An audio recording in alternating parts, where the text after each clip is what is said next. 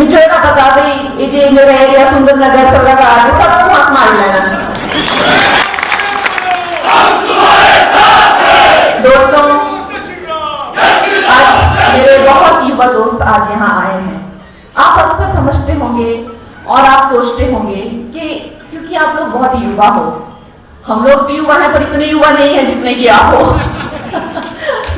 तो आप लोग समझते होंगे कि क्या हुआ है 2014 में जो ये कोई आसमानी सा काम हुआ है कि आप लोगों ने वो वक्त नहीं देखा है, हम लोगों ने वो वक्त देखा है।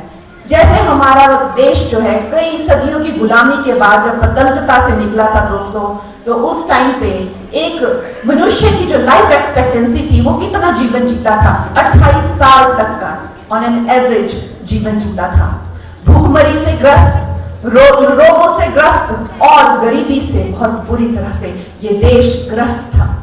उसके बाद समय बीता, कई दशक बीते, हम लोगों ने कुछ कच्चे पक्के मकान तो बना लिए, कुछ खाने को तो हमने जुगाड़ लिया, लेकिन फिर भी ये देश एक जैसे कोई क्रिपल होता है, जैसे कोई ग्रस्त होता है, उस तरह से इस देश की आत्मा थी।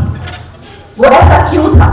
क्योंकि हमारा जो स्वाभिमान है, हमारा जो आत्मविश्वास था और हमारा जो आत्मसम्मान है वो इन स्वतंत्रता ने तार तार कर दिया था। लेकिन जब यहाँ पर उसी विदेशी सोच विचार वाली सरकार आई, उन्हीं की ही एक एक्सटेंशन या उन्हीं की ही एक सरकार वो कही जा सकती है, वो महिलाएं भी विदेशी मूल की थी, उनकी सोच भी, जो उनके सब कर्मचारी थे वो भी विदेशी मूल की ही सोच रखने वाले थे। उन्होंने हमारे आत्मसम्मान को झंझोड़ के रख दिया, ऐसा कर दिया कि भारतीय होना या भारतीयता की बात करना, अपने धर्म की, अपने संस्कार, अपने संस्कृति की बात करना एक शर्मिंदगी से भी बदतर होता था।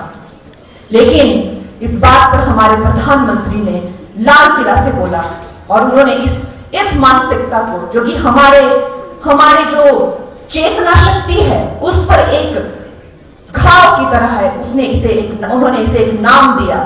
उन्होंने कहा गुलामी का चिन्ह, और उन्होंने हर एक भारतीय को कहा कि इस गुलामी के चिन्ह से हमें उभरना है। और हर एक भारतीय को उन्होंने इस बात का आभास दिलाया कि हमारा कल्याण, हमारी उन्नति, हमारा भविष्य हमारी भारतीयता में है, हमारी संस्कृति में।